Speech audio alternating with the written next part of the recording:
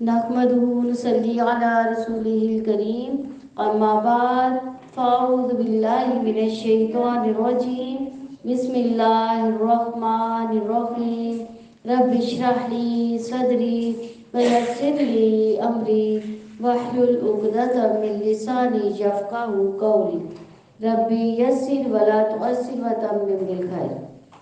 अल्लाह ताला कुरान पाक में फरमाते हैं कि ऐ लोगों, बेशक तुम्हारे पास तुम्हारे रब की तरफ से अजीम नसीहत और उसके लिए सरासर शिफा जो सीनों में है, ईमान वालों के लिए सरासर हदायत और रहमत आई है।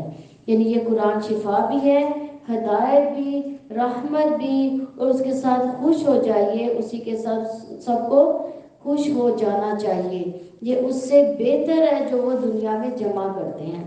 बाकी लोग जो कुरान के अलावा जो कुछ भी जमा कर रहे हैं, उन सब चीज़ों से, उन सब से बेहतर कुरान की नेमत है कि जिसको आप समेट रहे हैं, इस पर इत्मीनान और खुशी से वक्त लगाना चाहिए कि हम नफ़े का सौदा कर रहे हैं। ये किताब किस लिए आई? जो किताब हमने आपकी तरफ नाज़िल की, बड़ी बरकत वाली किताब है, ताकि आयात पर गौर फिक्र करें और अहले अक़ल इसे सबक हासिल करें। तो हमें अल्लाह की किताब में गौर फिक्र करना है और इसमें से लेसन जो है वो आखज़ करने हैं। यानी आप जो भी मैं आपको सुनाऊंगी, आपने गौर से सुनना है और उसमें से अपने लिए करने वाले काम जो है वो निकालने हैं। तो अमली नुक्ते निकालने हैं ताकि हमारा अमल, इखलाक, रवैया और मामलात जो है हमारे तब्दील हो जाए। कुरान पाक जब हम हमारे दिलों में घर करता है तो क्या होता है? हमारे रवैये चेंज हो जाते हैं, हमारे इखलाक चेंज हो जाते हैं, क्योंकि ये सबसे अजीम जो है किताब है और इससे तब्दीली आने वाली अजीम अमल के ज़रिए से आती है। तो इंसान अल्लाह ताला का तकर्रुब हासिल करता है इस किताब के ज़रिए से, और वो कुरान की कसरत से तिलावत करता है, उसे गौर व फिक्र और तदब्बुर करता है, उस पर खूब समझ कर सुनना जो है उस पर फ़र्ज़ है। तो खबाब बिन अरद ने किसी आदमी से कहा, जितनी तुम्हारी इस्तिताअत है अल्लाह का कुर्ब हासिल करो और खूब जान लो कि तुम हरगिज़ किसी चीज़ के साथ उसका कुर्ब हासिल नहीं कर सकते जो उसको उसके कलाम से ज़्यादा महबूब हो। यानी अल्लाह सुब्हान व तआला का कुर्ब कुरान ही से हासिल किया जा सकता है। तो इसलिए हमें शौक़ से और मोहब्बत से इस कलाम को पढ़ना है और सुनना है। तो आज हम चौथा पारा शुरू कर रहे हैं। लन तनालुल बिर्रा हत्ता तुनफिकू मिम्मा तुहिब्बून, तुम हरगिज़ पूरी नेकी हासिल नहीं करोगे यहाँ तक कि तुम इन चीज़ों में से खर्च करो जिनसे तुम मोहब्बत करते हो। और जो भी तुम खर्च करोगे इसको यकीनन अल्लाह ताला पूरी तरह जानने वाला है। यानी खर्च करने में से कौन सी चीज़ें खर्च करने का हुक्म दिया गया? जो सबसे ज़्यादा महबूब है।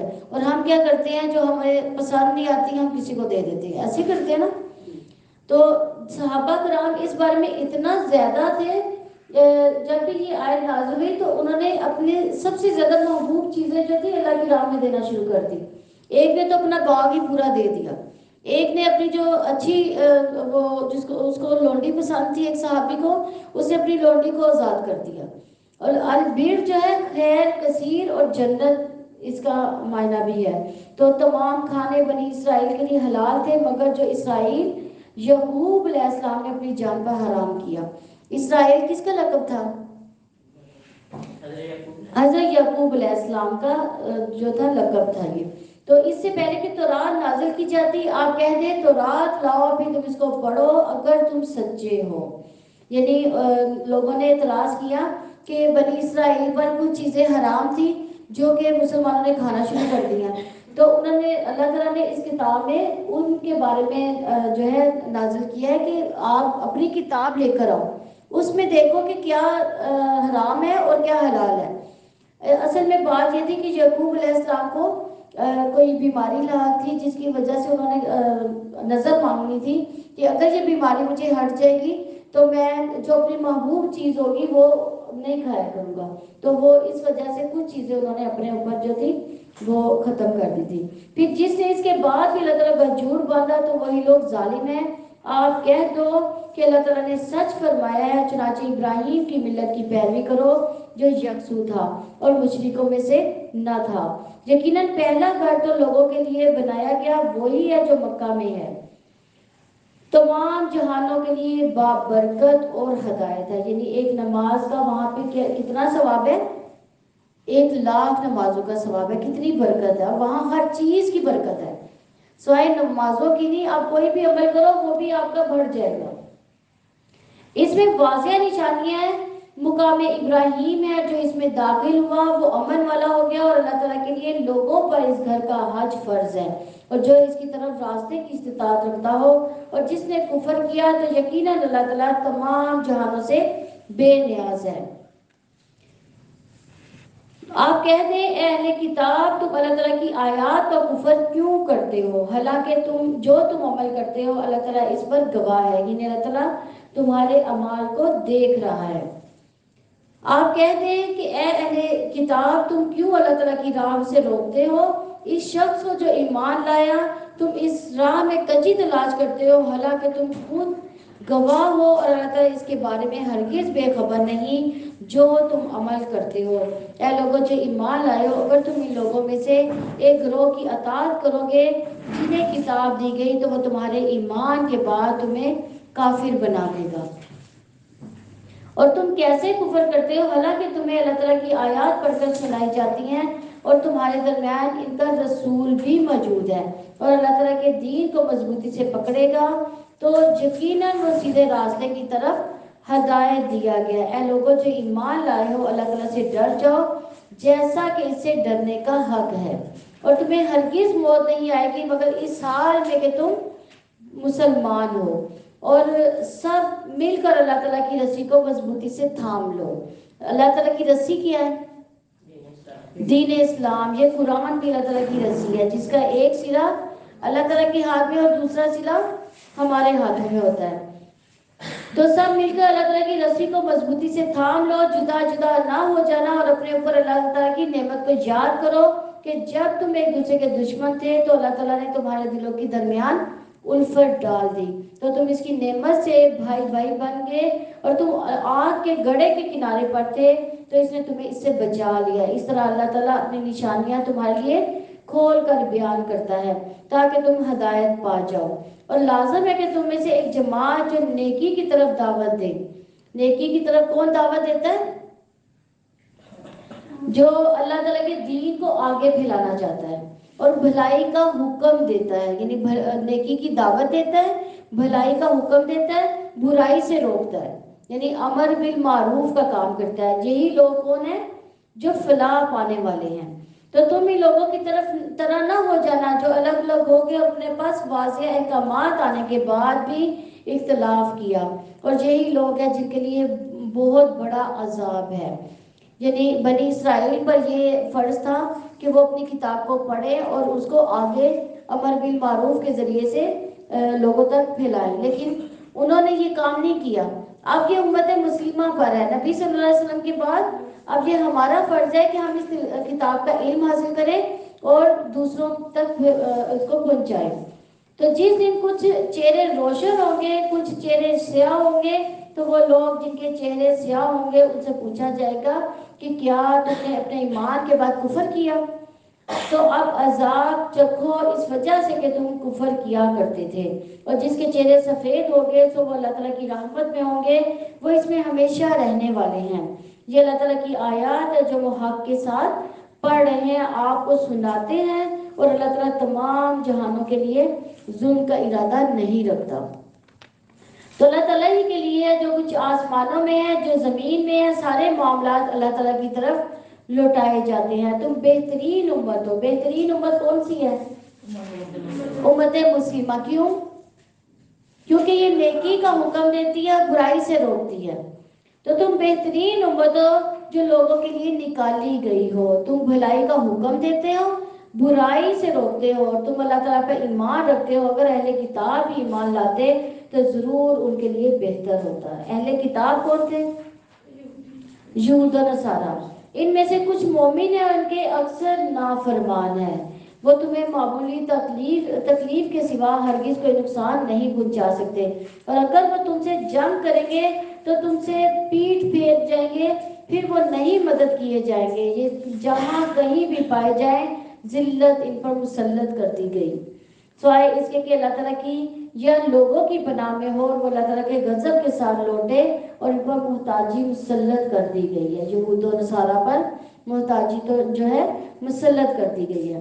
اس کی وجہ یہ ہے کہ وہ اللہ تعالیٰ کی آیات سے کفر کرتے تھے. یہ اس وجہ سے تھا کہ انہوں نے اپنی کتابوں کا کفر کیا، اللہ تعالیٰ کی آیات کا کفر کیا، قرآن پاک کا کفر کیا، حالانکہ وہ قرآن پاک کو پہچان گئے تھے، نبی کو پہچان گئے تھے، اور وہ پیغمبروں کو کسی حق کے بغیر قتل کرتے تھے. یعنی انبیاء کو بھی قتل کرنے سے گریز نہیں انہوں نے کیا.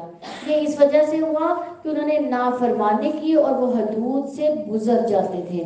وہ سب برابر نہیں. اہل کتاب میں سے ایک جماعت قیام کرنے والی ہے جو رات کے اوقات میں اللہ تعالیٰ کی آیات تلاوت کرتے ہیں.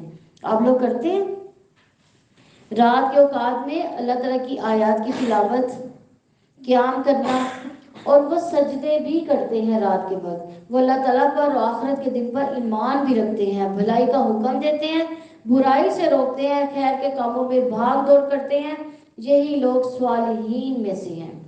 اب اس کیٹیگری میں ہم اپنے آپ کو اگر رکھ کر دیکھیں کہ ہم واقعی صالح ہیں، اور بھلائی میں سے جو بھی وہ کریں گے اس کی ناقدری ہرگز نہیں کی جائے گی. اور اللہ تعالیٰ متقی لوگوں کو خوب جاننے والا ہے. یقیناً جن لوگوں نے کفر کیا ان کے مال، ان کی اولاد اللہ تعالیٰ کے مقابلے میں ان کے لیے ہرگز کچھ کام نہیں آئے گی. سب سے زیادہ انسان کو محبوب چیز کون سی ہوتی ہے؟ ایک مال اور ایک اولاد. یہ دو چیزیں ایسی ہیں کہ انسان کسی طرح بھی نہیں چھوڑتا. تو یقیناً جن لوگوں نے کفر کیا ان کے مال، ان کی اولاد اللہ تعالیٰ کے مقابلے میں ان سے ہرگز کچھ کام نہیں آئے گی. یعنی جس کو ہم معبود رکھ رہے ہیں اس دنیا میں، آگے آخرت میں وہ ہمارے کچھ کام نہیں آنے والے. یہی لوگ آگ والے ہیں اور وہ اس میں ہمیشہ رہنے والے ہیں. جنہیں ہم گھروں سے نہیں نکل پاتے. کیوں؟ اب دیکھیں آج کی کلاس کے لیے دیکھ لیں کتنے لوگ کم آئے، کیونکہ سنڈے ہے اسی لیے کم آئے نا. ہمیں گھر پیارے ہیں، ہمیں اولاد پیاری ہے، یعنی ہم مال اور اولاد کو زیادہ محبوب رکھتے ہیں نا. تو یہ جو چیزیں ہیں ہمیں قیامت کے دن کام نہیں آنے والی. یہ جو آپ نے 1 گھنٹہ یہاں پہ گزارا ہے نا، یہ انشاءاللہ آپ کو نفع ہی نفع دے گا. اگر آپ نے اپنی نیت کا ٹریک صحیح رکھا ہے، آپ نے اپنی نیت صحیح کر کے آنی ہے کہ آپ نے اللہ کی رضا کی خاطر، اللہ کا کلام سیکھنے کی خاطر یہاں پہ آنا ہے، تو انشاءاللہ آپ دیکھیے گا یہ آپ کا سودا جو ہے نفع ہی نفع دے گا، آپ کو نقصان نہیں دے گا. یہ اس کی مثال جو وہ اس دنیا کی زندگی میں خرچ کرتے ہیں اس ہوا کی مثال کی طرح ہے جس میں شدید سردی ہو، جو ایسے لوگوں کی کھیتی کو پہنچی جنہوں نے اپنی جانوں پر ظلم کیا تو اس نے اسے تباہ و برباد کر دیا. یعنی جو ہم دنیا میں کماتے ہیں، کھاتے ہیں، لگاتے ہیں، تو وہ کیا ہوگا اس دنیا میں ہی ختم ہو جائے گا، برباد ہو جائے گا. تو اللہ تعالیٰ نے ان پر ظلم نہیں کیا بلکہ وہ خود اپنی جانوں پر ظلم کرتے ہیں. کیوں؟ ہم نے اپنی زندگی کا جو ٹریک ہے اللہ تعالیٰ نے ہمیں کیوں پیدا کیا؟ اپنی عبادت کے لیے پیدا کیا. لیکن ہم کس کی محبت میں مشغول ہو گئے؟ اولاد اور اس کی مال کی محبت میں. تو اللہ تعالیٰ کہتے ہیں کہ اصل میں نے ان پر ظلم نہیں کیا. کس نے ظلم کیا؟ اس بندے نے اپنے اوپر خود ہی ظلم کیا. اے لوگوں جو ایمان لائے ہو، اپنے سوا کسی کو دلی دوست نہ بناؤ. وہ تمہیں کسی طرح برباد کرنے میں کوئی مدد، کوئی کمی نہیں کرتے. وہ پسند کرتے ایسی چیز کو جو تمہیں مصیبت میں ڈال دے. ان کا بغض ان کے منہ سے ظاہر ہو چکا اور جو ان کے سینے چھپاتے ہیں زیادہ بڑا ہے. یقیناً ہم نے تمہارے لیے آیات کھول کر بیان کر دی اگر تم سمجھتے ہو. دیکھو تم لوگ ہی ان سے محبت کرتے ہو اور وہ تم سے محبت نہیں کرتے. یعنی جو منافق ہیں، یہود و نصارہ ہیں، وہ اللہ تعالیٰ ان کے بارے میں کہہ رہے ہیں کہ تم لوگ ان سے محبت کرتے ہو، وہ تم سے کسی طرح بھی محبت نہیں رکھتے، حالانکہ تم ساری کتابوں پر ایمان رکھتے ہو. یعنی ہمارا تو عقیدہ ساری نمازوں پر ہے نا، ہم تو کسی ایک کتاب کا بھی انکار نہیں کرتے. اور جب وہ تم سے ملتے ہیں تو کہتے ہیں ہم ایمان ہے، اور جب اکیلے ہوتے ہیں تو تم پر غصے سے انگلیاں چباتے ہیں. یہ منافقین کی جو علامات ہے. یعنی وہ اس وقت سامنے تو بڑے بھلے بنے ہوتے ہیں لیکن بعد میں جو ہے انگلیاں چباتے ہیں کہ اللہ تعالیٰ نے ان کو سارا کچھ دے دیا، ہمیں نہیں دیا. آپ کہتے ہیں اپنے غصے ہی سے تم مر جاؤ، بلا شبہ اللہ تعالیٰ دلوں کی باتوں کو خوب جاننے والا ہے۔ اگر تمہیں کوئی بھلائی پہنچے تو انہیں بری لگتی ہے، اگر تمہیں کوئی مصیبت پہنچے تو وہ اس پر خوش ہوتے ہیں۔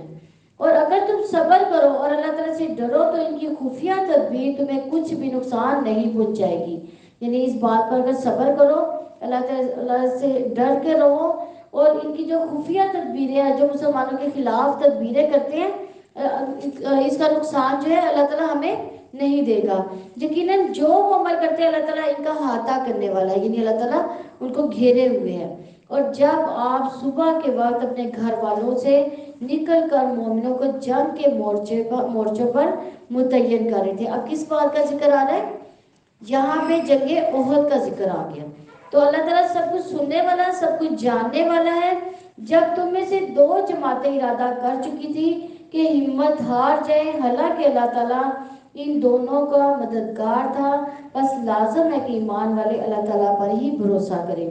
اور بلا شبہ یقیناً اللہ تعالیٰ بدر میں بھی تمہاری مدد فرما چکا، حالانکہ تم نہایت کمزور تھے، چنانچہ اللہ تعالیٰ سے ڈر جاؤ تاکہ تم شکر ادا کرو۔ جب آپ مومنوں سے کہہ رہے تھے کہ کیا تمہیں یہ کافی نہیں ہے کہ تمہارا رب 3000 نازل کرتا فرشتوں کے ساتھ تمہاری مدد فرمائے؟ کیوں نہیں اگر تم صبر کرتے اور اللہ تعالیٰ سے ڈرو اور دشمن تم اپنے سخت جوش میں آ پہنچے تو تمہارا رب 5000 نشان زدہ فرشتوں سے تمہاری مدد کرے گا۔ یعنی غزوہ بدر میں بھی اللہ تعالیٰ نے مسلمانوں کی مدد فرمائی تھی، اور غزوہ احد میں بھی اللہ تعالیٰ نے فرشتوں کے ذریعے سے مدد فرمائی تھی۔ کون سے فرشتے تھے؟ وہ نشان زدہ تھے، یعنی وہ اپنی نشانیوں سے تھے تو وہ انسانوں کی شکل میں، لیکن ان کی خاص نشانیاں تھیں۔ اور اس کو اللہ تعالیٰ نے تمہارے لیے محض خوشخبری بنایا تاکہ تمہارے دل اس سے مطمئن ہو جائے۔ اور مدد صرف اللہ تعالیٰ کی طرف سے ہے جو سب پر غالب کمال حکمت والا ہے۔ یعنی اللہ تعالیٰ کی مدد اگر پہنچ جائے تو کوئی کسی کو شکست نہیں دے سکتا۔ تاکہ اللہ تعالیٰ کافروں کے ایک حصے کو کاٹ دے یا ان کو ذلیل کر دے، پھر وہ نامراد واپس لوٹ جائے۔ آپ کو اس معاملے میں کوئی اختیار نہیں، خواہ اللہ تعالیٰ ان کی توبہ قبول فرمائے یا ان کو عذاب دے، بلا شبہ وہی ظالم ہے، اور اللہ تعالیٰ ہی کا ہے جو کچھ آسمانوں اور زمین میں ہے۔ وہ جس کو چاہتا ہے بخش دیتا ہے اور جس کو چاہتا ہے عذاب دیتا ہے۔ اللہ تعالیٰ بے حد بخشنے والا، نہایت رحم والا ہے۔ اے لوگوں جو ایمان لائے ہو، کئی گناہ سود نہ کھاؤ جو دگنے کیے ہوئے ہیں وہ، اور اللہ تعالیٰ سے ڈرو تاکہ تم کامیاب ہو جاؤ۔ یعنی سود کھانا بہت سخت گناہ ہے، اور اللہ تعالیٰ قیامت کے دن سود کھانے والے کو کیسے اٹھائے گا؟ جیسے ایک دیوانہ اٹھتا ہے، جیسے شیطان نے اس کو دیوانہ بنا دیا ہو۔ اور اس آگ سے ڈر جاؤ جو کافروں کے لیے تیار کی گئی ہے، اور اللہ تعالیٰ کی اس کے رسول کی اطاعت کرو تاکہ تم پر رحم کیا جائے۔ اور اپنے رب کی مغفرت اور جنت کی طرف دوڑو جس کی وسعت آسمان و زمین جتنی ہے، جو اللہ تعالیٰ سے ڈرنے والوں کے لیے تیار کی گئی ہے۔ وہ لوگ جو خوشی و تکلیف میں خرچ کرتے ہیں غصے کو پینے والے ہیں۔ یعنی خوشی میں بھی اللہ تعالیٰ کی راہ میں خرچ کرتے ہیں، تکلیف میں بھی اللہ تعالیٰ کی راہ میں خرچ کرتے ہیں، اور غصے کو پینے والے ہیں۔ غصے کو کیسے پیا جاتا ہے؟ صبر کے ساتھ۔ یعنی کسی پر غصہ آیا تو اس پر ٹھنڈا رہنا ہے، اس پر اختیار رکھنے کے باوجود اس پر غصہ نہیں کرنا، اور لوگوں سے درگزر کرنے والے ہیں، یعنی لوگوں کو معاف کر دینے والے ہیں۔ اللہ تعالیٰ نیکی کرنے والوں کو پسند کرتا ہے۔ یعنی تمام یہ کن باتوں میں آتی ہیں کہ یہ نیکیاں ہیں، یعنی خوشی غم میں بھی اور خوشی میں بھی خرچ کرنا، اور غصے کو پی جانا، درگزر کر دینا، یہ سب نیکیاں ہیں۔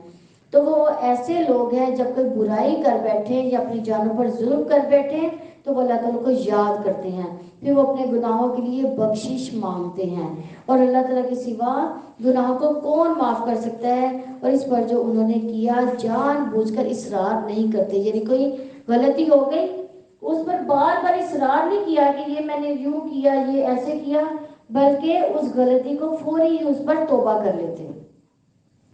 یہی لوگ ہیں جن کا بدلہ ان کے رب کی طرف سے مغفرت ہے اور جنتیں ہیں جن کے نیچے سے نہریں جاری ہیں، ان میں سے وہ ہمیشہ رہنے والے ہیں، اور کیسا اچھا بدلہ ہے عمل کرنے والوں کا۔ تم سے پہلے بھی بہت سے طریقے گزر چکے، سو تم زمین میں چل کر دیکھو کہ جھٹلانے والوں کا کیسا انجام ہے۔ لوگوں کے لیے یہ بیان ہے اور اللہ تعالیٰ سے ڈرنے والوں کے لیے ہدایت اور نصیحت ہے۔ اور نہ تم ہمت ہارو، نہ غم کرو، نہ ہی اور تم ہی غالب رہو گے۔ یعنی یہ کس کو کہا جا رہا ہے؟ صحابہ کرام کو کہا جا رہا ہے جو غزوہ احد میں وقتی طور پہ شکست کھا کر ایک دم غم زدہ ہو گئے تھے۔ تو اللہ تعالیٰ ان کی ہمت کو بندھا رہے ہیں کہ نہ تم ہمت ہارو، نہ غم کرو، اور تم ہی غالب رہو گے اگر تم مومن ہو۔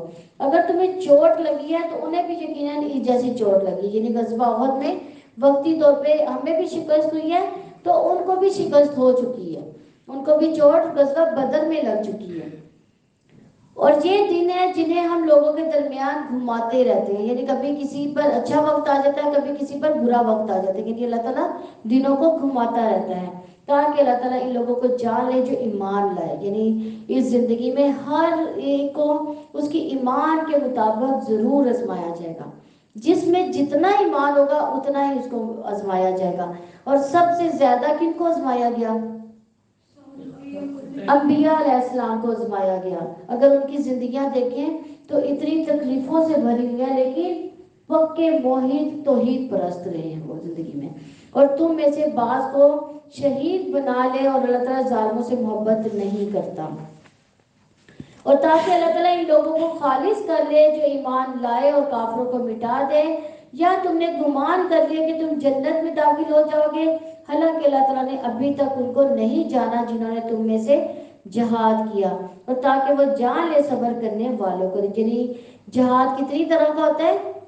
جہاد نفس کے ساتھ بھی ہوتا ہے، یعنی اگر ہم اپنے نفس کو مجبور کر کے اچھے کام کرتے ہیں، یعنی ہمارا بعض کا ایسے ہوتا ہے اٹھنے کو دل نہیں کرتا، سونے کو دل کرتا ہے، لیکن اٹھ کر نماز پڑھتے ہیں۔ پھر ہمارا قرآن پاک پڑھنے کو دل نہیں کرتا، جیسے آپ لوگوں کا گھروں سے نکلنے کو دل نہیں کیا تھا لیکن آپ مجبوراً آئے کہ نہیں ہم نے قرآن پاک سننا ہے، یہ بھی جہاد نفس ہے۔ اور جہاد علم بھی ہے، کیونکہ آپ علم سیکھنے آئے ہو، یہ آپ کا جہاد علم بھی کہلاتا ہے۔ پھر جہاد مال کے ساتھ بھی ہے، یعنی اللہ کی راہ میں مال خرچ کرنا وہ بھی جہاد ہے، قلم کے ذریعے بھی جہاد ہے۔ اور اس کے علاوہ جو جنگ میں کافروں کے ساتھ لڑائی کی گئی وہ تو جہاد ہے ہی۔ اور بلا شبہ یقیناً تم موت کی تمنا کیا کرتے تھے اس سے پہلے کہ تم ملو اس سے، تم یقیناً تم نے اسے اس حال میں دیکھ لیا کہ تم آنکھوں سے دیکھ رہے تھے۔ اور نہیں ہے محمد مگر ایک رسول، یقیناً اس سے پہلے بھی کئی رسول گزر چکے۔ کیا اگر وہ وفات پا جائے یا قتل کر دیے جائے تم اپنی ایڑیوں کے بل پلٹ جاؤ گے؟ یہ غزوہ احد میں کیا ہوا تھا؟ وقتی شکست ہوئی تھی، اور اس کے علاوہ کیا ہوا تھا کہ کسی نے افواہ پھیلا دی تھی کہ نبی صلی اللہ علیہ وسلم نعوذ باللہ شہید ہو گئے ہیں۔ تو سب جو تھے وہ انہوں نے کہا کہ جب نبی صلی اللہ علیہ وسلم شہید ہو گئے ہیں تو ہم نے اب لڑکے کیا کرنا ہے؟ تو وہاں پہ اللہ تعالیٰ کہہ رہے ہیں کہ کیا وہ وفات پا جائے نبی صلی اللہ علیہ وسلم یا قتل کر دیے جائے تو کیا تم اپنے ایمان سے پھر جاؤ گے؟ یعنی وہ جنگ سے ہی جا رہے تھے، بھاگ رہے تھے جنگ سے۔ تو جو شخص اپنی ایڑیوں پہ پلٹے گا تو وہ اللہ تعالیٰ کو ہرگز کچھ بھی نقصان نہ پہنچائے گا، اور ان قریب اللہ تعالیٰ شکر کرنے والوں کو جزا دے گا۔ اور کسی جان کے لیے کبھی ممکن نہیں کہ وہ اللہ تعالیٰ کے حکم کے بغیر مر جائے، مقررہ وقت لکھا ہوا ہے، اور جو کوئی دنیا کا بدلہ ہی چاہتا ہے ہم اسے دنیا میں ہی دے دیں گے، اور جو آخرت کا بدلہ چاہے گا تو ہم اسے آخرت دیں گے۔ یعنی جو صرف دنیا طلب کرتا ہے اللہ تعالیٰ ہمیں گاڑیاں دے دے، مال دے دے، اولاد دے دے، آخرت کے لیے اسے کبھی بھی کوئی دعا نہیں کی تو اللہ تعالیٰ کیا کرے گا؟ اس کو دنیا میں سب کچھ دے دے گا، لیکن اس کے لیے آخرت میں کوئی حصہ نہیں ہوگا۔ تو لیکن جو مانگتا ہے کیا مانگے گا؟ دنیا اور آخرت دونوں کی بھلائیاں طلب کرے گا تو اللہ تعالیٰ اس کو سب کچھ دے گا۔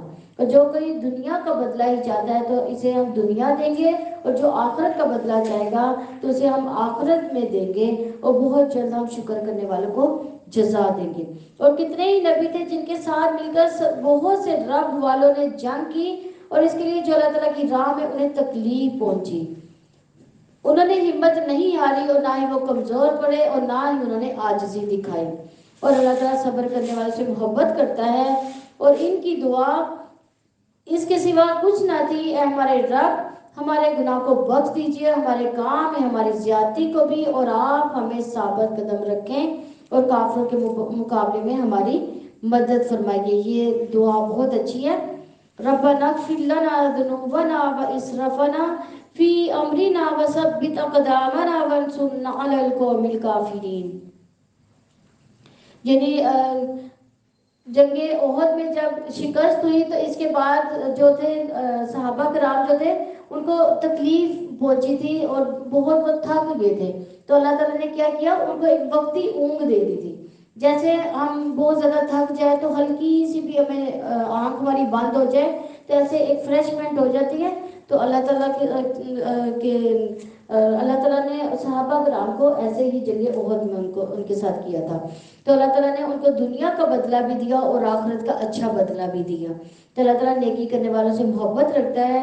اے لوگوں جو ایمان لائے ہو، اگر تم ان لوگوں کی اطاعت کرو گے جنہوں نے کفر کیا تو وہ تمہیں تمہاری ایڑیوں کے بل لوٹا دیں گے، یعنی تمہیں تمہارے دین سے ہی پھیر دیں گے، پھر تم کیا ہوگے، خسارہ اٹھانے والے ہو کر پلٹو گے۔ بلکہ اللہ تعالیٰ تمہارا مالک ہے، وہ سب مدد کرنے والوں سے بہترین ہے۔ جلد ہی ہم ان لوگوں کے دلوں میں جنہوں نے کفر کیا رعب ڈال دیں گے، اس وجہ سے کہ انہوں نے اللہ تعالیٰ کے ساتھ شرک کیا جس کی اس نے کوئی دلیل بھی نہیں اتاری، اور ان کا ٹھکانہ آگ ہے، ظالموں کا بہت ہی برا ٹھکانہ ہے۔ اور بلا شبہ یقیناً اللہ تعالیٰ نے تم سے اپنے وعدے کو سچا کر دکھایا جب تم اس کے حکم سے انہیں کاٹ رہے تھے، یہاں تک کہ جب تم پست ہمت ہو گئے اور حکم کے بارے میں جھگڑا کیا اور تمہیں نافرمانی کی اس کے بعد کہ جو اس نے تمہیں وہ چیز دکھائی جو تم پسند کرتے تھے، تم میں سے کوئی دنیا چاہتا ہے اور تم ہی میں سے کوئی آخرت چاہتا ہے، پھر اللہ تعالیٰ نے تمہیں ان سے پھیر دیا تاکہ وہ تمہیں آزمائے، اور بلا شبہ اس نے یقیناً تمہیں معاف کر دیا۔ تو اللہ تعالیٰ ایمان والوں پر بڑے فضل والا ہے۔ اور جب تم دور چلے جا رہے تھے اور مڑ کر کسی کو نہ دیکھ رہے تھے، یعنی کون جا رہے تھے؟ صحابہ کرام غزوہ احد سے جب بھاگ رہے تھے، کسی کو نہیں دیکھ رہے تھے، پہاڑ پر چڑھ رہے تھے، اور رسول تمہیں تمہاری پچھلی جماعت میں پکار رہا تھا، یعنی نبی صلی اللہ علیہ وسلم کو جب پتہ چلا کہ فوج منتشر ہوگی، وہ پیچھے سے پکار رہے تھے، تو اس نے بدلے میں تمہیں غم کے ساتھ اور غم دیا تاکہ تم اس پر غم نہ کرو جو تمہارے ہاتھ سے نکل گیا، نہ اس پر جو تمہیں مصیبت پہنچی، اور اللہ تعالیٰ پوری خبر رکھنے والا اس کی جو تم عمل کرتے ہو۔ یعنی یہ کون کون سا غم تھا؟ غم کے بعد غم اللہ تعالیٰ نے کہا ہے، تو یہ کون کون سے غم تھے؟ شہادت کا غم تھا۔ پھر اللہ تعالیٰ نے اس غم کے بعد تم پر ایک امن نازل فرمایا، ایک اونگ تھی جو تم میں سے کچھ لوگوں پر چھا رہی تھی، اور یقیناً کچھ لوگ تھے جن کی جانوں نے انہیں فکر میں ڈال رکھا تھا، وہ اللہ تعالیٰ کے بارے میں ناحق جاہلیت کا گمان کر رہے تھے، وہ کہتے تھے کیا اس کام میں ہمارا کچھ بھی اختیار ہے؟ آپ کہتے ہیں بلا شبہ سارا کام اللہ تعالیٰ کے اختیار میں ہے، وہ اپنے دلوں میں ایسی بات چھپائے ہوئے ہیں جو آپ کے لیے ظاہر نہیں کرتے۔ وہ کہتے ہیں اگر اس میں ہمارا کچھ بھی اختیار ہوتا تو ہم یہاں نہ مارے جاتے۔ آپ کہتے ہیں اگر تم اپنے گھروں میں ہوتے تو بھی جن کا قتل ہونا لکھا گیا تھا وہ ضرور اپنے لیٹنے کی جگہوں کی طرف نکل جاتے، یعنی جو یہود و نصارہ پیچھے رہ گئے تھے، منافقین جو تھے ان میں سے، وہ کیا باتیں کر رہے تھے مسلمانوں کو کہ اگر تم جنگ پر نہ جاتے تو تم زندہ رہ جاتے، تو اللہ تعالیٰ نے ان کی کیا کہا ہے کہ اگر تم اپنے گھروں میں بھی ہوتے تو تب بھی قتل کر دیے جاتے، اگر تمہارا وقت آ گیا تھا، وقت اجل آ چکا تھا تو تم بچ نہیں سکتے تھے، اور تاکہ اللہ تعالیٰ اسے آزما لے جو تمہارے سینوں میں ہے، اور تاکہ وہ خالص کر دے جو تمہارے دلوں میں ہے، اور اللہ تعالیٰ سینوں والی باتیں خوب جاننے والا ہے۔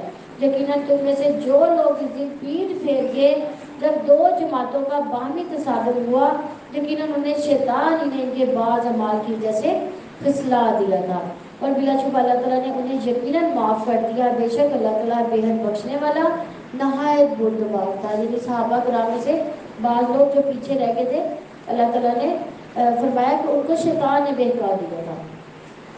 اے لوگوں جو ایمان لائے ہو، تم ان لوگوں جیسے نہ ہو جانا جنہوں نے کفر کیا، انہوں نے اپنے بھائیوں کے بارے میں کہا جب انہوں نے زمین میں سفر کیا، یا وہ لڑنے والے تھے کہ اگر وہ ہمارے پاس ہی رہتے تو نہ مرتے اور نہ قتل کیے جاتے، تاکہ اللہ تعالیٰ اس کو ان کے دلوں میں حسرت بنا دے، حالانکہ اللہ تعالیٰ ہی زندگی بخشتا ہے اور موت بھی دیتا ہے، اور جو بھی تم عمل کرتے ہو اللہ تعالیٰ اس کو خوب دیکھنے والا ہے۔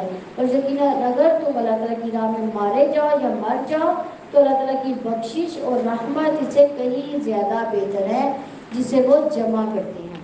یقیناً اگر تم مر گئے یا قتل کر دیے گئے تو اللہ تعالیٰ کی طرف تم جمع کیے جاؤ گے، بس اللہ تعالیٰ کی بڑی رحمت ہی کی وجہ سے آپ ان کے لیے نرم ہو گئے، اور اگر آپ بدخل اور سخت دل ہوتے تو یقیناً وہ آپ کے آس پاس سے منتشر ہو جاتے۔ یہ دیکھیں، یہ نبی صلی اللہ علیہ وسلم کی ایک صفت بیان کی گئی ہے کہ وہ نرم دل اور اخلاق والے تھے۔ اگر وہ نرم دل نہ ہوتے اور ان کا بد اخلاق ہوتا تو پھر کیا ہونا تھا کہ لوگ آس پاس منتشر ہو جاتے، ان کی بات پر کوئی یقین ہی نہ کرتا۔ سو آپ انہیں معاف کر دیں، ان کے لیے بخشش مانگے اور معاملات میں ان سے مشورہ کریں، پھر جب آپ پختہ ارادہ کر لیں تو اللہ تعالیٰ پر بھروسہ کریں۔ بلا شبہ اللہ تعالیٰ بھروسہ کرنے والوں سے محبت کرتا ہے۔ اگر اللہ تعالیٰ تمہاری مدد فرمائے تو کوئی تم پر غالب آنے والا نہیں، اور اگر وہ تمہارا ساتھ چھوڑ دے تو اس کے بعد کون ہے جو تمہاری مدد کرے گا؟ اور ایمان والوں پر تو لازم ہے کہ اللہ تعالیٰ پر بھروسہ کرے، اور کسی نبی کے لیے ممکن ہی نہیں ہے کہ وہ خیانت کرے، اور جو خیانت کرے گا قیامت کے دن اس کو لے کر آئے گا۔ جو اس نے خیانت کی، پھر ہر جان کو جو اس نے کمایا اس کا پورا پورا بدلہ دیا جائے گا، اور وہ ظلم نہیں کیے جائیں گے۔ تو کیا جو شخص اللہ تعالیٰ کی رضامندی کے پیچھے چلا اور اس کی مانند ہے جو اللہ تعالیٰ کی کسی ناراضگی کے ساتھ لوٹا، اور اس کا ٹھکانہ تو جہنم ہے، اور وہ بہت ہی برا ٹھکانہ ہے۔ وہ سب اللہ تعالیٰ کے یہاں ان کے الگ الگ طبقے ہیں، اور اللہ تعالیٰ خوب دیکھنے والا ہے اس کو جو وہ کرتے ہیں۔ بلا شبہ اللہ تعالیٰ نے ایمان والوں پر یقیناً احسان فرمایا کہ جب انہی میں سے ایک رسول ان میں مبعوث فرمایا جو انہیں اللہ تعالیٰ کی آیات پڑھ کر سناتا ہے، انہیں پاک کرتا ہے، انہیں کتاب و حکمت کی تعلیم دیتا ہے۔ یعنی نبی صلی اللہ علیہ وسلم کی صفات ہے کہ وہ اللہ تعالیٰ کی آیات کی تلاوت کرتے تھے، انہیں صحابہ کرام کو تزکیہ کرتے تھے، ان کو کتاب و حکمت کی تعلیم دیتے تھے، حالانکہ بلا شبہ اس سے پہلے وہ یقیناً کھلی گمراہی میں تھے۔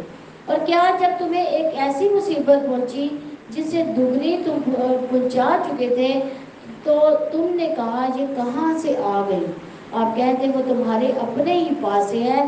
بلا شبہ اللہ تعالیٰ ہر چیز پر پوری قدرت رکھنے والا ہے۔ اور جو بھی مصیبت تمہیں پہنچی ہے، جس دن دو جماعتیں آپس میں ٹکرائی تھی، کون سی دو جماعتیں تھیں؟ کافروں کی اور مسلمانوں کی جماعتیں۔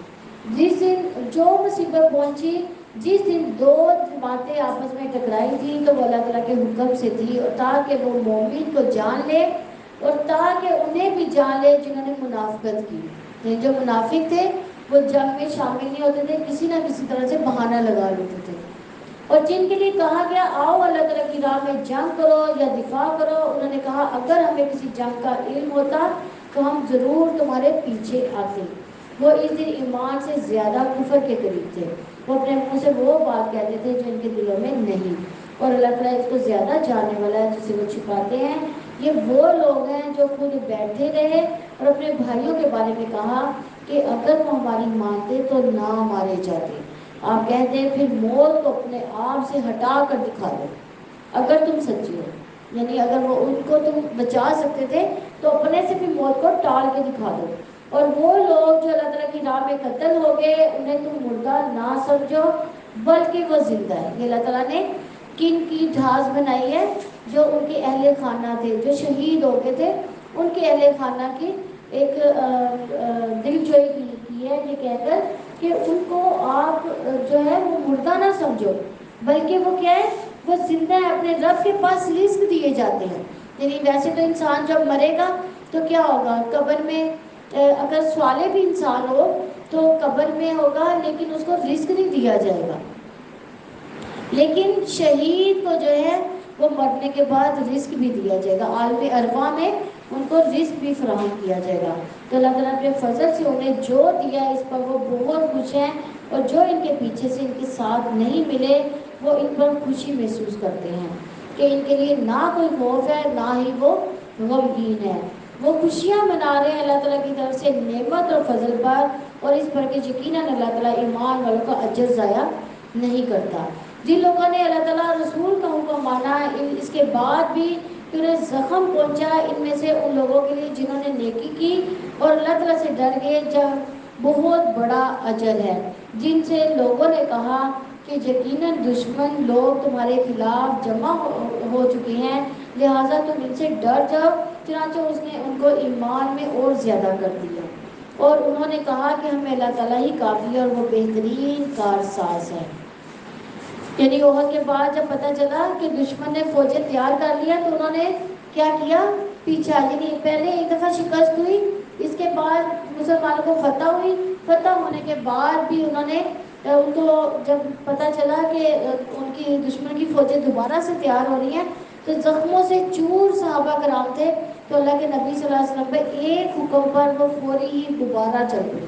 انہوں نے یہ نہیں کہا کہ ہم تو تھکے ہوئے ہیں، پہلی جنگ کی ہے، زخموں سے چور ہے، بلکہ زخموں کو ساتھ لیتے گھسیٹتے ہوئے وہ وہاں پر پہنچ گئے نبی صلی اللہ علیہ وسلم کے ساتھ ساتھ۔ اور اس میں دیکھیں کہ یہ والی آیت ہے 173 میں، حسبنا اللہ ونعم الوکیل، یعنی یہ ایسا کلمہ ہے کہ جو حضرت آدم علیہ السلام کو جب آگ میں ڈالا گیا تھا تو انہوں نے یہ الفاظ ادا کیے تھے، تو انہوں نے کہا تھا کہ مجھے اللہ ہی کافی ہے، تو جس سے کیا ہوا تھا، آگ اللہ تعالیٰ نے ٹھنڈی کر دی تھی۔ تو بلا شبہ اللہ تعالیٰ نے یقیناً ان کی بات سن لی جنہوں نے کہا کہ بلا شبہ اللہ تعالیٰ فقیر ہے اور ہم مالدار ہیں۔ انہوں نے کیوں کہا کہ اللہ تعالیٰ فقیر ہے؟ کہ جب اللہ تعالیٰ نے کہا کہ میری راہ میں خرچ کرو، اللہ تعالیٰ کی راہ میں خرچ کرو، اللہ تعالیٰ کو قرض سے ہنسنا دو، تو انہوں نے کہا کہ ان کا جو خدا ہے وہ کیا فقیر ہے، تو ہم مالدار ہیں، جلد ہی ہم لکھ دیں گے جو انہوں نے کہا، ان کا نبیوں کو ناحق قتل کرنا بھی، اور ہم کہیں گے کہ تم جلنے کا عذاب چکھو۔ یہ اس وجہ سے ہے کہ جو آگے بھیجا تمہارے ہاتھوں نے، اور یقیناً اللہ تعالیٰ اپنے بندوں پر کچھ بھی ظلم کرنے والا نہیں۔ جن لوگوں نے کہا کہ اللہ تعالیٰ نے یقیناً ہمیں حکم دیا کہ ہم کسی رسول پر اس وقت تک ایمان نہ لائے یہاں تک کہ وہ ہمارے سامنے ایسی قربانی لائے جس سے آگ کھا لے، آپ کہہ دیں کہ وہ مجھ سے پہلے رسول بھی تمہارے پاس واضح دلیلیں اور وہ کچھ بھی لا چکے جو تم نے کہا، پھر ہم نے انہیں قتل کیوں کیا اگر تم واقعتاً سچے تھے؟ پھر اگر وہ آپ کو جھٹلاتے ہیں تو یقیناً آپ سے پہلے بھی کئی رسول جھٹلائے جا چکے جو واضح دلیلیں اور صحیفے اور روشن کتاب لے کر آئے۔ ہر جاندار موت کا مزہ چکھنے والا ہے، اور یقیناً تم قیامت کے دن ہی اپنے پورے اجر دیے جاؤ گے۔ چنانچہ جو آگ سے بچا لیا گیا اور جنت میں داخل کر دیا گیا تو وہ کامیاب ہو گیا۔ یعنی ہماری کامیابی کیا ہے؟ جنت میں داخلہ۔ یعنی یہ دنیا کامیابی کی علامت نہیں ہے کہ یہاں پہ ہم نے مال کما لیا، یہاں پہ بڑی بڑی کوٹھیاں بنا لی، یا ہمارے پاس اتنا مال و اسباب ہے کہ ہم دوسروں پہ لٹا رہے ہیں، اپنے پہ لٹا رہے ہیں، تو یہ کامیابی نہیں ہے۔ اصل کامیابی یہ ہے کہ جنت میں داخل کر دیا جائے تو وہ کامیاب ہے۔ دنیا کی زندگی تو دھوکے کا سامان کے سوا کچھ نہیں ہے۔ جتنی بھی دنیا کی چیزیں سب دھوکے کا سامان ہے۔ یقیناً تم اپنے مالوں اور اپنی جانوں میں ضرور آزمائے جاؤ گے، اور یقیناً تم ان سے ضرور بہت سی تکلیف دہ باتیں بھی سنو گے جن کو تم سے پہلے کتاب دی گئی، اور ان لوگوں میں سے بھی جنہوں نے شرک کیا، اور اگر تم صبر کرو اور متقی بنو تو یقیناً یہ بلند حوصلہ کاموں میں سے ہے۔ یعنی یہاں پہ دیکھیں دو چیزیں جو ہے مین بتائی گئی ہیں بلند کاموں اور حوصلوں کے لیے، ایک صبر اور دوسرا تقویٰ۔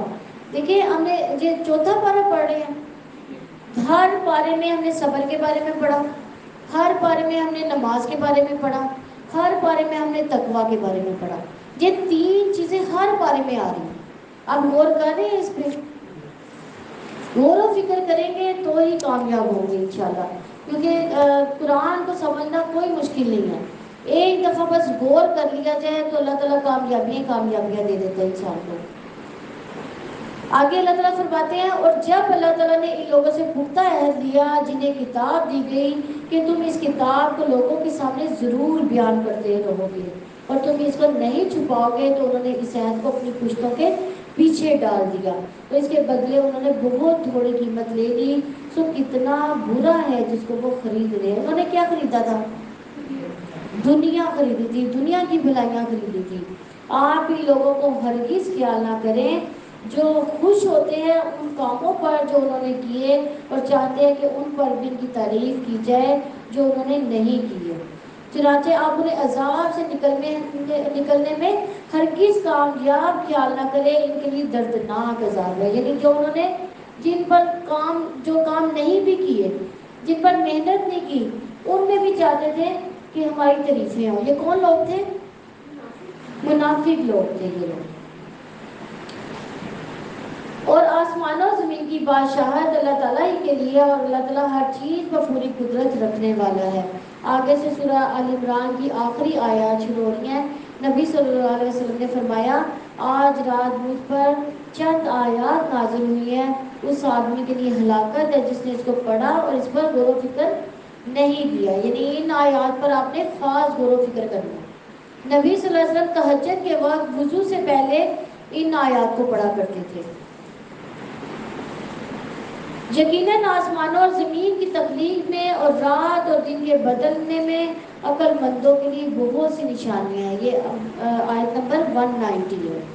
اور وہ لوگ جو کھڑے اور بیٹھے اپنے پہلوؤں پر لیٹے بھی اللہ تعالیٰ کو یاد کرتے ہیں اور آسمان اور زمین کی پیدائش میں غور و فکر کرتے ہیں، یعنی ایسا عمل ہے جس سے انسان کو یقین حاصل ہو جاتا ہے. غور و فکر کریں گے تو ہی ہم یقین کی حد تک پہنچیں گے نا. اللہ تعالیٰ ہر آیت میں فرما رہے ہیں کہ آپ آسمان اور زمین کی تخلیق پر غور و فکر کرو. انسان اپنی تخلیق پر ہی غور و فکر کر لو. پھر اللہ تعالیٰ کہتے ہیں قرآن پر غور و فکر کر لو، اللہ کی آیات میں غور و فکر کر لو. کیوں؟ تاکہ انسان غور و فکر کر کے اس کا دل جو ہے یقین کی حد تک پہنچ جائے. اور جب تک ہم غور و فکر نہیں کریں گے ہم یقین تک نہیں پہنچ سکتے. اور اے ہمارے رب، تو نے سب کچھ بے مقصد نہیں بنایا. یعنی یہ دنیا جو ہے یہ بے مقصد نہیں بنائی. جیسے کافر کہتے ہیں یہاں پہ آئے کھائے پیے اور کپڑے پہنے اور دنیا میں عیش کی تو چلے گی. تو اللہ تعالیٰ کیا کہتے ہیں کہ اے انسان، اے ہمارے رب، تو نے یہ سب کچھ بے مقصد نہیں بنایا.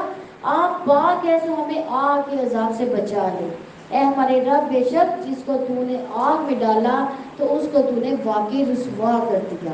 یعنی جو آگ کے لیے تیار ہو گیا تو کیا ہوا؟ وہ تو رسوا ہو گیا. اور ظالموں کے لیے کوئی مددگار نہیں ہے. ہمارے رب، بے شک ہم نے ایک پکارنے والوں کو سنا جو ایمان کے لیے پکارا تھا کہ اے ہمارے رب پر اپنے رب پر ایمان لاؤ. تو ہم ایمان لے آئے. اے ہمارے رب، بس ہمارے گناہ بخش دے اور ہماری برائیاں ہم سے دور فرما دے اور ہمیں نیک لوگوں کے ساتھ فوت کرنا. اے ہمارے رب، جو وعدہ تو نے ہم سے اپنے رسولوں کی زبانی کیا ہمیں وہ عطا فرما اور قیامت کے دن ہمیں رسوا نہ کرنا. اللہ تعالیٰ ہمارے لیے بھی یہ دعا قبول فرمائے. بلا شبہ تو اپنے وعدے کے خلاف نہیں کرتا. چنانچہ ان کے رب نے ان کی دعا قبول فرمائی کہ بے شک میں تم میں سے کسی عمل کرنے والے کا عمل ضائع نہیں کروں گا. مرد ہو یا عورت، تم سب ایک دوسرے ہی سے ہو.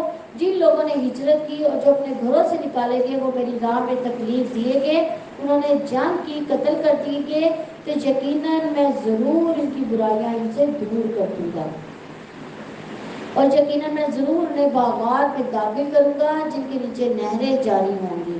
اللہ تعالیٰ کہ ہاں یہ ان کا بدلہ ہے، یہ اللہ تعالیٰ ہی کے پاس بہترین بدلہ ہے. اور جن لوگوں نے کفر کیا ہے ان کا شہروں میں چلنا پھرنا آپ کو دھوکے میں نہ ڈالے. کیوں دھوکے میں ڈالے گا؟ جن لوگوں نے کفر کیا ان کا چلنا پھرنا ہمیں شہر میں دھوکے میں نہ ڈالے، کیونکہ ان کے پاس اللہ تعالیٰ نے کیا دیا؟ ان کو انعام و اکرام دنیا میں ہی دے دینے، ان کو دنیا میں ہی ہر چیز مل جانی ہے. تو ان کا چلنا پھرنا، ان کی مال و دولت ہمیں دھوکے میں نہ ڈال دے گی. تو بہت ہی تھوڑا فائدہ بھی ان کا ٹھکانا کیا ہے؟ جہنم ہے. یعنی دنیا میں عیش کر لیں گے لیکن آخر ٹھکانا ان کا جہنم ہے. وہ بہت ہی برا بچھونا ہے. لیکن جو لوگ اپنے رب سے ڈر کے ان کے باغات ہیں اور جن کے نیچے نہریں جاری ہیں اس میں ہمیشہ رہنے والے ہیں، جو اللہ تعالیٰ کی جانب سے میزبانی ہے اور جو اللہ تعالیٰ کے پاس ہے وہ نیک لوگوں کے لیے بہت ہی بہتر ہے۔ اور بے شک اہل کتاب میں سے ایسے بھی ہیں جو یقیناً ایمان رکھتے ہیں اور اللہ تعالیٰ پر، اس چیز پر جو تمہاری طرف نازل کی گئی اور جو ان کی طرف نازل کی گئی، وہ اللہ تعالیٰ کے لیے خشوع کرنے والے ہیں، یعنی وہ جھکنے والے ہیں اللہ تعالیٰ کے آگے۔ اللہ تعالیٰ کی آیات کے بدلے تھوڑی قیمت نہیں خریدتے، یعنی اللہ تعالیٰ کی آیات سے تھوڑی قیمت خریدنے سے کیا مراد ہے کہ ان آیات کا میننگ غلط نہیں کرتے، ان آیات کو غلط استعمال نہیں کرتے کہ لوگوں سے پیسے بٹورے جائیں جیسے یہود و نصارہ کرتے تھے۔ یہی لوگ ہیں جن کا اجر ان کے رب کے پاس ہے۔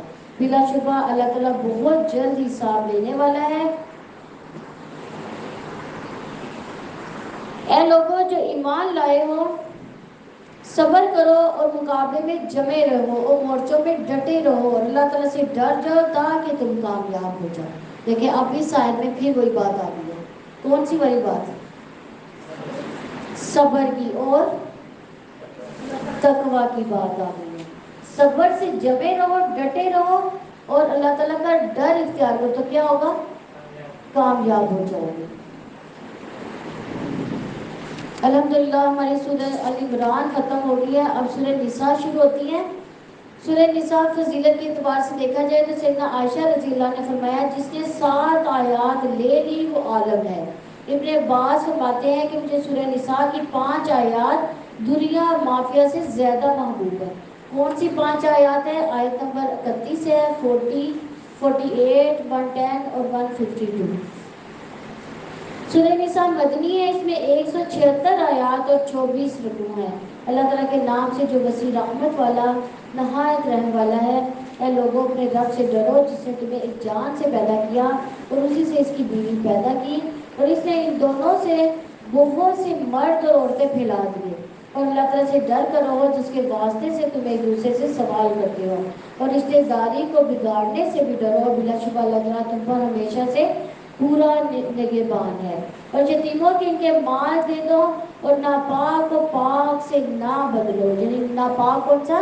گھٹیا مال دے کر اچھا مال اپنے پاس نہ رکھو اور ان کے مالوں کو اپنے مالوں کے ساتھ ملا کر نہ کھاؤ، یعنی یتیموں کا مال اس لیے نہ ملاؤ تاکہ ہم ان کا مال ہڑپ کر جائیں، تو نہ ہی ان کا اچھا مال جو ہے خود رکھ لو اور ان کا گھٹیا دے دو، یقیناً ہمیشہ سے بہت ہی بڑا گناہ ہے۔ اور اگر تمہیں ڈر ہو کہ یتیموں کے حق میں انصاف نہ کر سکو گے تو دوسری عورتوں میں سے جو تمہیں پسند آئے 2 2، 3 3، 4 4 کے ساتھ نکاح کرنا۔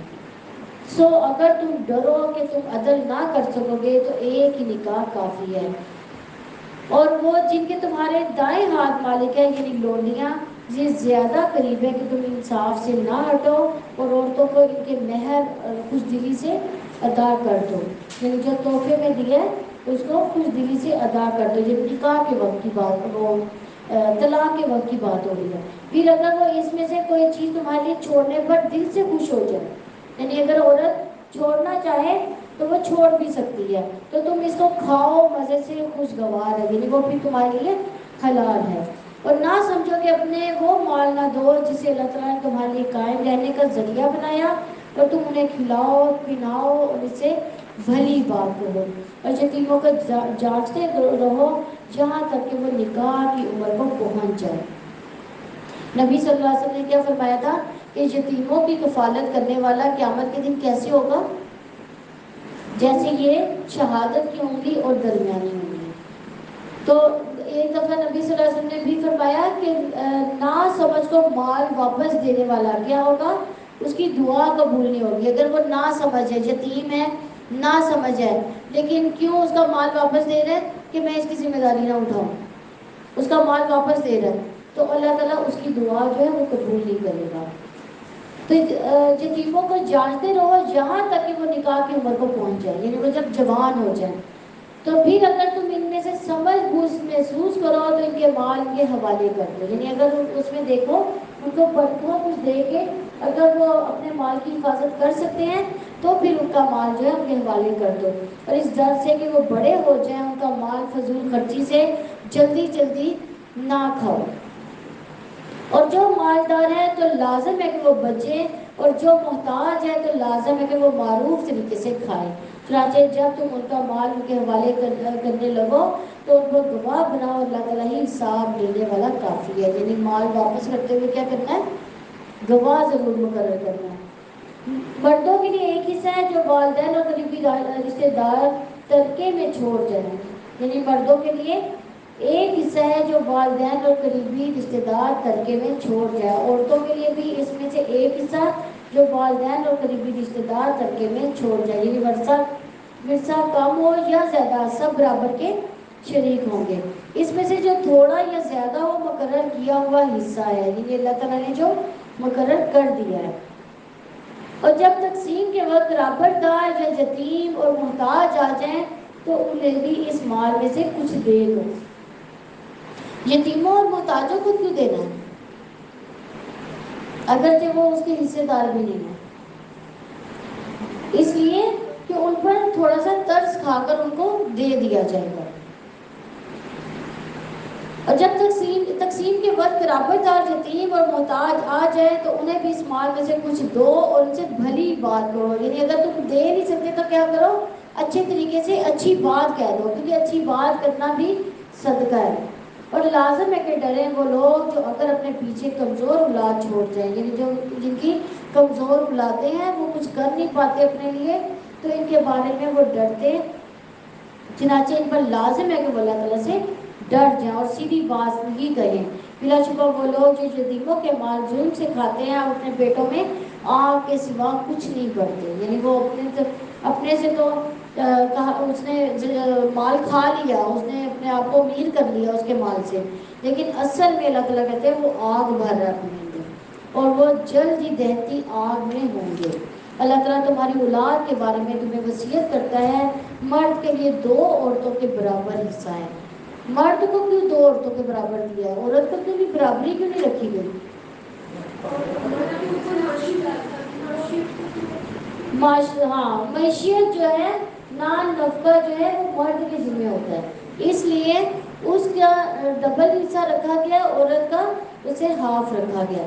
پھر اگر عورتیں اور پھر اگر فرض کریں نکاح ہوتا ہے، نکاح میں مہر کون ادا کرتا ہے؟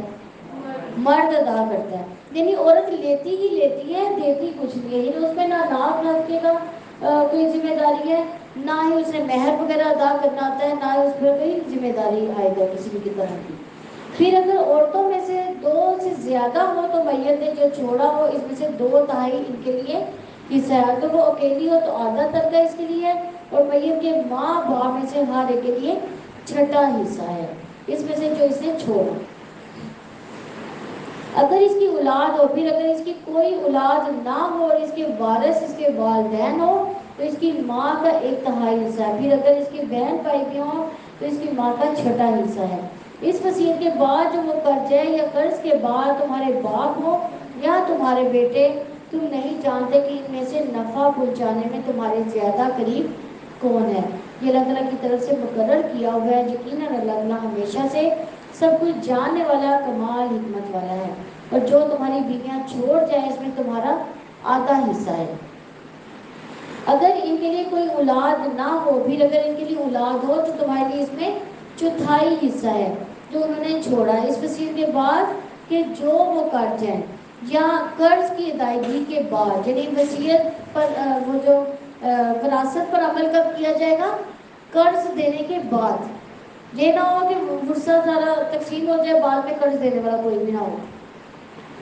تو ان کے لیے 4تھائی حصہ ہے اس میں سے جو انہوں نے چھوڑا. اگر تمہاری کوئی اولاد نہ ہو، پھر اگر تمہارے لیے کوئی اولاد ہو تو اس میں سے ان کے لیے 8واں حصہ ہے جو تم نے چھوڑا. اس وصیت کے بعد جو تم کر جاؤ یا قرض کی ادائیگی کے بعد، اور اگر کوئی مرد جس کا ورثہ لیا جا رہا ہے جس کے نہ ماں باپ ہیں نہ اولاد ہے، یا وہ کوئی عورت ہو اس کے لیے ایک بھائی یا ایک بہن ہو، تو دونوں میں سے ہر ایک بھی 6واں حصہ. یعنی یہ کلالہ کا قانون ہے. پھر اگر وہ بہن بھائی اس سے زیادہ ہو تو وہ سب 1/3 میں شریک ہوں گے.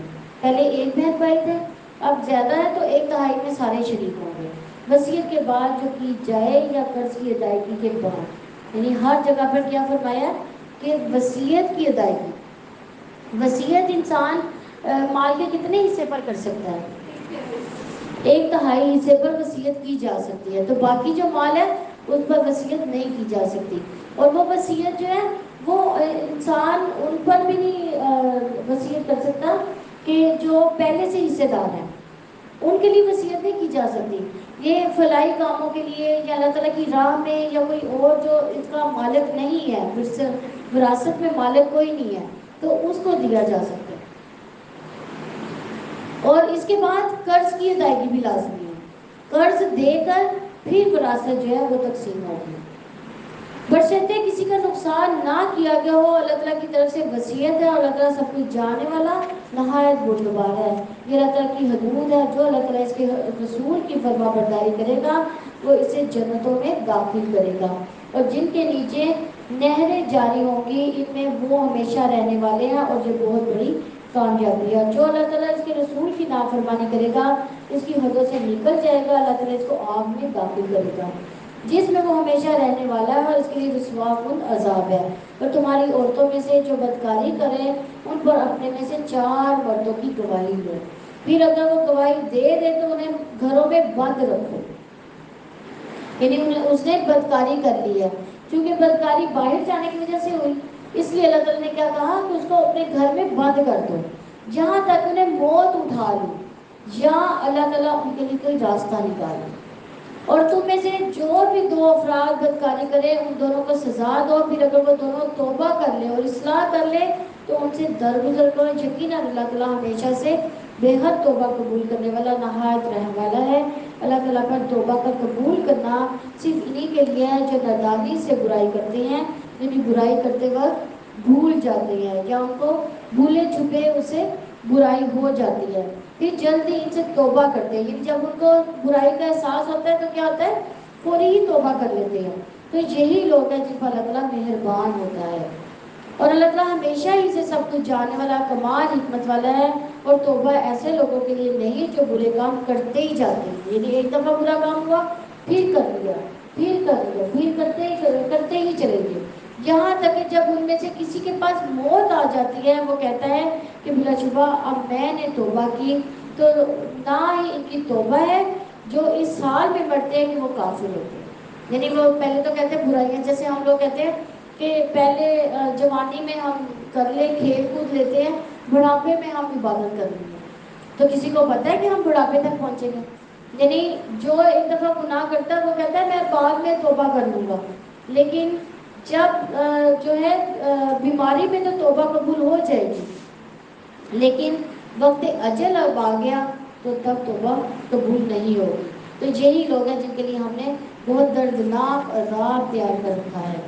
اے لوگوں جو ایمان لائے ہو، تمہارے لیے حلال نہیں کہ تم زبردستی عورتوں کے وارث بن جاؤ، اور نہ ہی تم انہیں روکو کہ جو تم نے انہیں دیا اس کا کچھ حصہ اس سے وصول کرو، مگر یہ کہ وہ کھلی بے حیائی کریں اور ان کے ساتھ اچھے انداز میں زندگی گزارو۔ پھر اگر تم انہیں ناپسند کرتے ہو تو ہو سکتا ہے وہ تم جس کو ناپسند کرتے ہو اللہ تعالیٰ نے اس میں بہت زیادہ بہتری رکھی ہو، یعنی جو میاں بیوی بعض کا ایسا ہوتا ہے، ایسی شادیاں بھی ہو جاتی ہیں جس میں وہ ایک دوسرے کو پسند نہیں کرتے، تو اللہ تعالیٰ کیا کہہ رہے ہیں کہ ہو سکتا ہے جو چیز تم پسند نہیں کر رہے لیکن تمہارے لیے وہ چیز سب سے بہتر ہو، اس میں کوئی نہ کوئی بھلائی ہو۔ اور اگر تم ایک بیوی کی جگہ دوسری بیوی بدلنے کا ارادہ کر ہی لو، یعنی اگر پھر بھی تمہارا گزارا نہیں ہے تو اگر ایک بیوی کی جگہ دوسری بدلنے کا ارادہ کر لو تو تم نے ان میں سے ایک کو خزانہ تک دے دیا ہو تو بھی اس میں سے تم کچھ واپس نہ لو، یعنی جب اس کو طلاق دو گے تو اس کو اس سے واپس نہیں لو گے چیزیں، کیا تم اسے بہتان لگا کر اور کھلا گناہ کر کے واپس لے لو گے؟ اور تم وہ کیسے لے سکتے ہو حالانکہ تم ایک دوسرے سے صحبت بھی کر چکے ہو اور وہ تم سے مضبوط عہد بھی لے چکی، اور جن عورتوں سے تمہارے باپ نکاح کر چکے ان سے نکاح نہ کرو گے۔ یعنی پہلے دور میں کیا ہوتا تھا کہ باپ اگر غصے میں کوئی عورتیں چھوڑ کے جاتا تھا تو اس کی اولاد جو تھی اس سے شادی کر لیتی تھی، نکاح کر لیتے تھے وہ لوگ، تو اللہ تعالیٰ نے یہاں پہ ان کی یہ محرم رشتوں میں شامل کر دیا ہے۔ تو جن عورتوں سے تمہارے باپ نکاح کر چکے ہوں ان سے نکاح نہ کرو، مگر جو کچھ ہو چکا ہے یقیناً وہ ہمیشہ سے بے حیائی اور سخت ناراضگی کی بات ہے اور بہت ہی برا راستہ ہے تم پر حرام کر دی گئی کہ تمہاری مائیں، تمہاری بیٹیاں، تمہاری بہنیں، تمہاری پھوپھیاں، تمہاری خالائیں، بھائی کی بیٹیاں، بہن کی بیٹیاں، تمہاری وہ مائیں جنہوں نے تمہیں دودھ پلایا، اور رضاعت میں تمہاری بہنیں، تمہاری بیویوں کی مائیں، تمہاری گود میں پرورش پانے والی وہ لڑکیاں جو تمہاری ان بیویوں سے ہو جن سے تم نے صحبت کی ہے۔ پھر اگر تم نے ان سے صحبت نہیں کی تو تم پر کوئی گناہ نہیں، اور تمہارے ان بیٹوں کی بیویاں جو تمہارے سلب سے ہوں، اور یہ کہ تم اکٹھا کر دو یعنی دو بہنوں کو ایک نکاح میں اکٹھا کر دو، اور یہ کہ تم اکٹھا کرو دو بہنوں کو مگر جو پہلے ہو چکا، یعنی جو پہلے گزر چکا، جو گناہ ہو چکا وہ معاف ہے، یعنی یقیناً اللہ تعالیٰ بے حد بخشنے والا نہایت رحم والا ہے۔ الحمدللہ ہمارا چوتھا پارہ کمپلیٹ ہوا۔ سبحانک اللہم و بحمدک، نشہد ان لا الہ الا انت، نستغفرک و نتوب الیک۔ السلام علیکم ورحمۃ اللہ۔